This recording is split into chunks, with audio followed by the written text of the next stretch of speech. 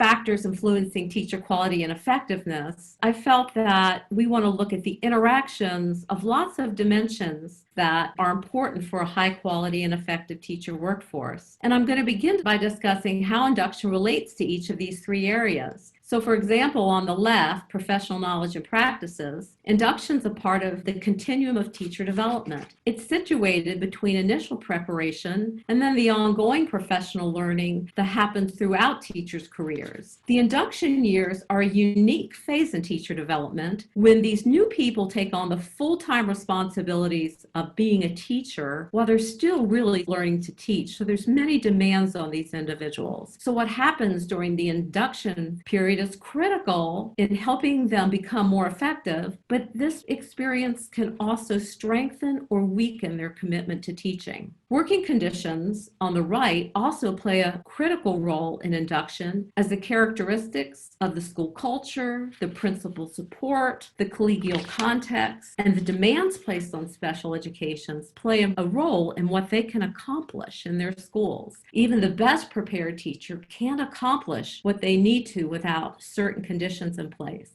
So at the bottom, we have shortages and surpluses, and induction also influences teacher supply and demand. If teachers are really supported, they'll be retained for longer periods, the data show, and this decreases the demands for new teachers, which is very important right now, especially in this time of teacher shortage. In the middle, we have state departments, IHEs, districts, and schools, and all have roles in teacher induction. In an NCEP study on state department induction policy, Sindelar and his colleagues pointed out that state policy is important because it supports districts in the design of induction programs and often offers other supplemental resources. IHEs also play key roles as well, and there's a number of examples in the literature about how IHEs and districts partner together. And I'm going to share one piece of new data that I have on some work that I've been doing. Using the new SAS, which is now called the National Teacher Study, for 2015,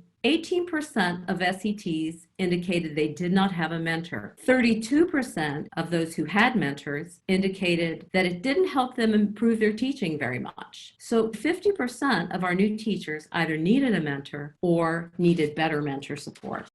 New teachers are at higher risk of attrition. So I'm showing an old idea here from 1987. Grismer and Kirby said it looked like a U-shaped curve with higher attrition rates among new teachers, lower as teachers entered mid-career, and higher rates near retirement. The story is even harder for special educators because they have among the highest attrition rates. Although Grismer and Kirby described this curve in 1987, we have evidence in every decade since then that SET teachers at the beginning of their careers leave at higher rates than other teachers. So we might say, why are they at risk? Well, some of it's the career stage. They have fewer accrued investments at this point. They may not own homes. They may not have children in school. So the ease of moving or changing careers during the first year probably makes them at risk of leaving. But the one that we can control is the bumpy transition into teaching that many SETs experience, especially due to high demands and the absence of support. Another factor is not being well prepared for those roles. So we have 5 questions. What is induction and what should it achieve? What do we know about new SETs experiences, which can help us inform what types of supports are needed? What induction structures and activities are likely to improve retention and improve SETs effectiveness? And what resources are available to guide induction? So what is induction and what should it achieve? Well, Ingersoll and Strong defined it as a program designed to support new teachers' growth, effectiveness, and retention. So one might think about induction as synonymous with mentoring, but it can be so much more than that. Other examples include collaboration and reduced workload. So the figure at the bottom of this slide suggests that induction goals should be focused on increasing teachers' commitment and retention at the same time that we both support their growth and effectiveness. And there's evidence clearly from general education that induction can improve both instructional effectiveness and retention. And there's some evidence in special education as well. Special educators are often the only person in their school doing their specific job, whereas general educators have grade level colleagues who may share the same responsibilities as them and who they can therefore go to for advice. Special educators very seldom have a colleague who can provide them with guidance that's specific to their particular roles and responsibilities. Other special educators in the school may not be teaching the same population of students, the same grade levels, or the same content areas. And that's problematic because the expectations for what they should be doing, for what their jobs should involve, are often defined in really conflicting and ambiguous ways. Core aspects of their work, such as what to teach, how to teach, the time to teach, are often unclear or defined in such conflicting ways as to provide confusing guidance. With regards to what to teach, special educators are required to support student success in both the general education curricula and in the individual student goals on students' IEPs in order to develop student foundational skills. And they often experience confusion about the extent to which they should be focusing their individual student goals versus the general education curricula.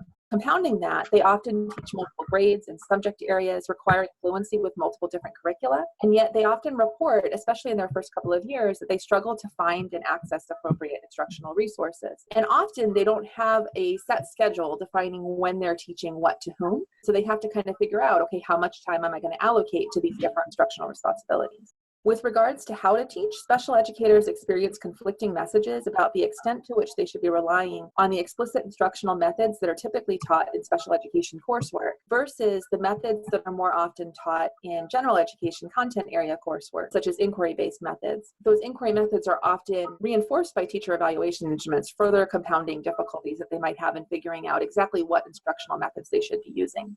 With regards to time to teach, special educators are often responsible for making their own schedules. And in inclusive settings, this responsibility may require them to negotiate with general education teachers to even access their students so that they can push in, pull out, or co-teach in ways that will allow them to provide their students with instruction. Further complicating this, they have so many other responsibilities, leaving them with limited time to teach. They experience significantly more overwhelming workloads than general education teachers. The imperative to include students in the LRE to the greatest extent possible can place them in positions of conflict with general education teachers, especially if their administrator doesn't provide clear guidance regarding inclusion. This conflict can occur when general educators are reluctant to include their students in meaningful ways. It can occur when general educators don't enact required accommodations or modifications. And it can also occur when general educators don't feel students should be pulled out of gen ed for IEP mandated services. Special educators' role in supporting inclusion creates a lot of potential for conflict with general education teachers. And this conflict can be especially challenging for new special education teachers because they don't yet have relationships with the general educators in their school. Their status as new teachers may not provide them with the kind of social capital to advocate with their colleagues to get access to their students. The good news is that there's a lot that can be done to support special educators in managing those challenges. In particular, they may be able to more effectively negotiate those roles when they experience alignment among the roles that their preparation programs support them to fulfill, the induction experiences provided by the districts, and the instructional conditions within their school. So ideally, pre-service preparation should prepare them with the foundational skills necessary to enact the roles they're likely to need in the roles that they will fulfill in local districts. And then induction should reinforce and build upon what they learned in preparation, not merely duplicate it or worse, potentially even undermine it. Several components of induction can act to reinforce and build upon pre-service preparation. First, formal professional learning experiences, including mentorship and formal induction, can provide deeper pedagogical content knowledge in the specific areas in which they will be teaching. Second, their teacher evaluation instruments and procedures often send new teachers a signal about what they should be doing. For example, what kind of instruction they should be providing.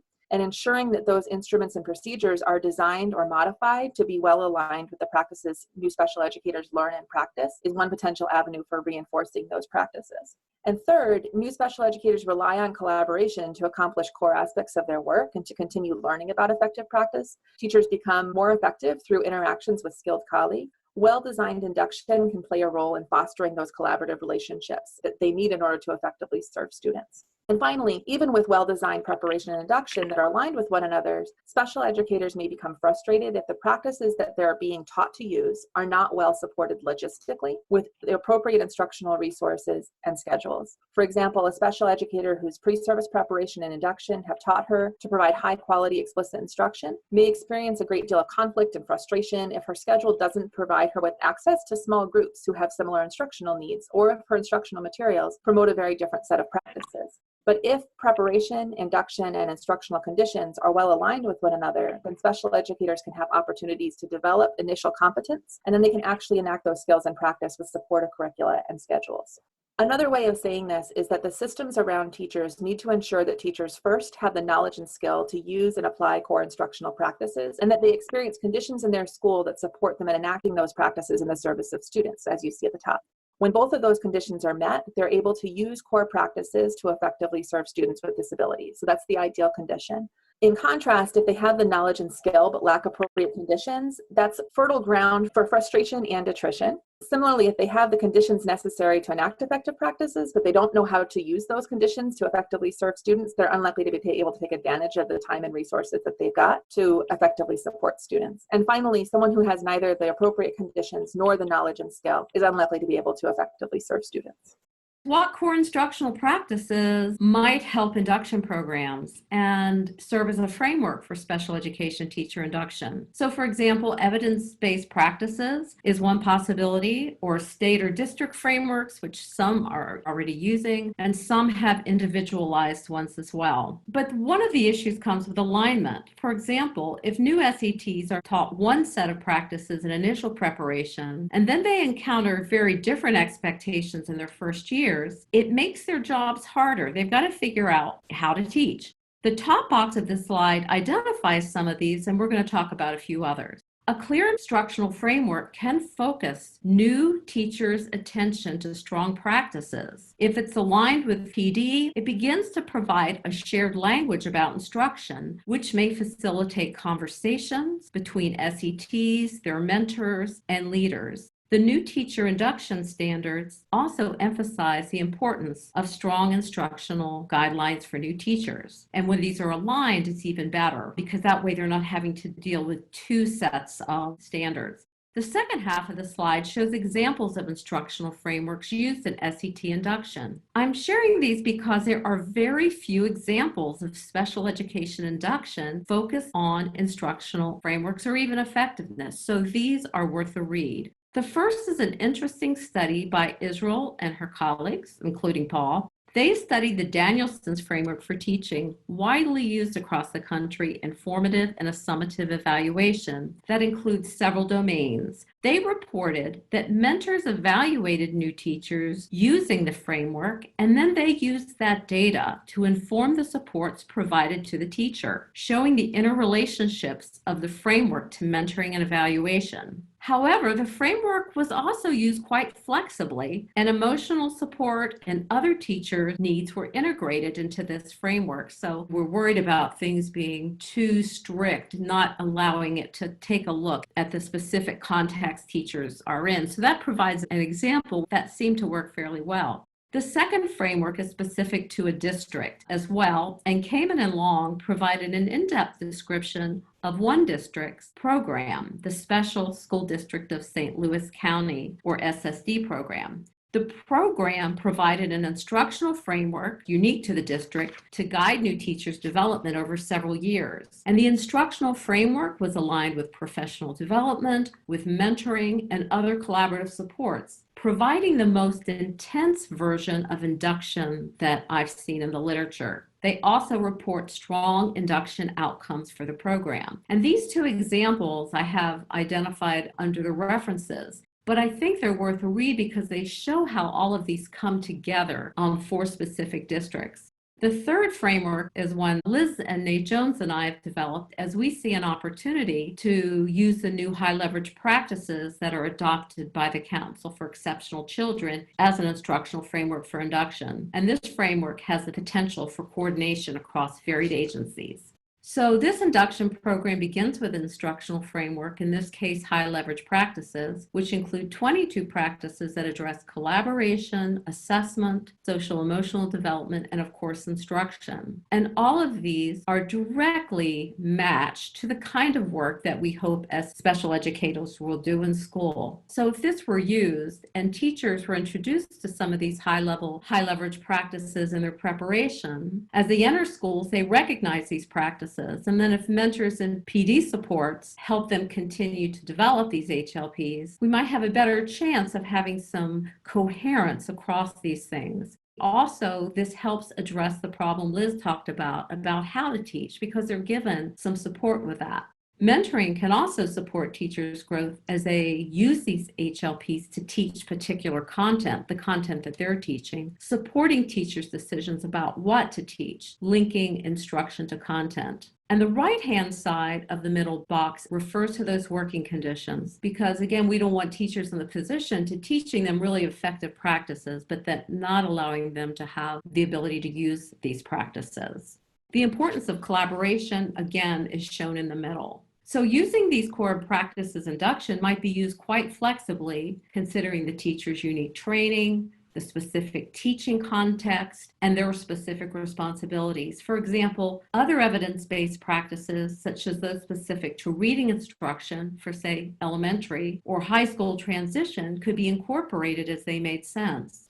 Finally, the bottom of the model demonstrates that we need to assess how well induction is working. Is the program supporting teachers' effectiveness? Are we keeping more teachers? What are mentors and new teachers' experiences with this type of program, providing important data for formative evaluation of these systems? In summary, there's clear evidence in the teacher induction literature that induction can make a difference in teachers' effectiveness and in their retention, although there's only limited data about this for special educators. But logically, this should lead to better learning outcomes. Enhancing new teachers' effectiveness will also likely increase their retention. As Johnson pointed out, teachers leave if they don't have that sense of success.